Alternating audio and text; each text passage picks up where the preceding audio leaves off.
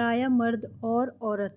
एक युवक ने विवाह के 2 साल बाद परदेश जाकर व्यापार करने की इच्छा पिता से कही। पिता ने स्वीकृति दी तो वह अपनी गर्भवती पत्नी को माँ बाप के जिम्मे छोड़कर व्यापार करने चला गया और परदेश में मेहनत से बहुत धन कमाया और वह धनी सेठ बन गया। 17 वर्ष धन कमाने में बीत गए तो संतुष्टि हुई और वापस घर लौटने की इच्छा हुई। पत्नी को पत्र लिखकर आने की सूचना दी और जहाज में बैठ गया। उसे जहाज में एक व्यक्ति मिला जो दुखी मन में बैठा था। सेठ ने उसकी उदासी का कारण पूछा तो उसने बताया कि इस देश में ज्ञान का कोई कद्र नहीं है।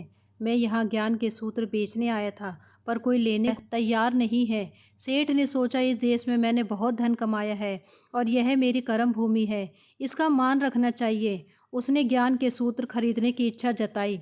उस व्यक्ति ने कहा, मेरे हर ज्ञान सूत्र की कीमत 500 स्वर्ण मुद्राएं हैं। सेठ को सौदा तो बहुत महंगा लग रहा था, लेकिन कर्म भूमि का मान रखने के लिए 500 मुद्राएं दे दी। व्यक्ति ने ज्ञान का पहला सूत्र दिया, कोई भी कार्य करने से पहले 2 मिनट रुककर सोच लेना। सेठ ने सूत्र अपनी किताब में रख लिया। कई दिनों की यात्रा के बाद रात्रि के समय सेठ अपने नगर को पहुंचा। उसने सोचा, इतने साल बाद घर लौटा हूं तो क्यों न चुपके से बिना खबर दिए सीधे पत्नी के पास पहुंचकर उसे सरप्राइज दूं। घर के द्वार वालों को मौन रखने का इशारा करके सीधे अपनी पत्नी के कक्ष में गया तो वहां का नज़ारा देखकर उसके पाँव के नीचे की जमीन खिसक गई।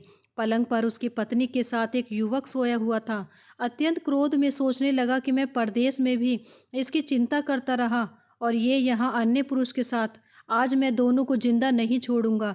क्रोध में तलवार निकाल ली। तलवार से वार करने जा ही रहा था कि इतने में ही उसे 500 स्वर्ण मुद्राएं से प्राप्त ज्ञान सूत्र याद आ गया कि कोई भी कार्य करने से पहले 2 मिनट सोच लेना। सोचने के लिए रुका। तलवार पीछे खींची तो एक बर्तन से टकरा गई। बर्तन नीचे गिरा तो पत्नी की नींद खुल गई।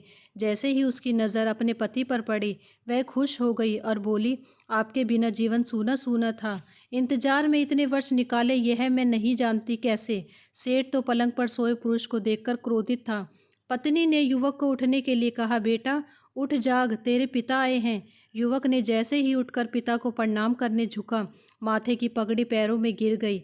उसके लंबे बाल बिखर गए। सेठ की पत्नी ने कहा, स्वामी ये आपकी बेटी है, पिता के बिना इसके मान का कोई आँच ना आए, इसलिए मैंने इसे बचपन से पुत्र के समान ही पालन पोषण और संस्कार दिए हैं।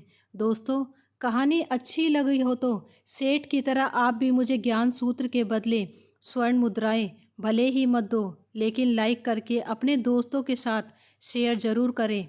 कहानी कैसी थी एक बार कमेंट में ज़रूर बताएं। धन्यवाद।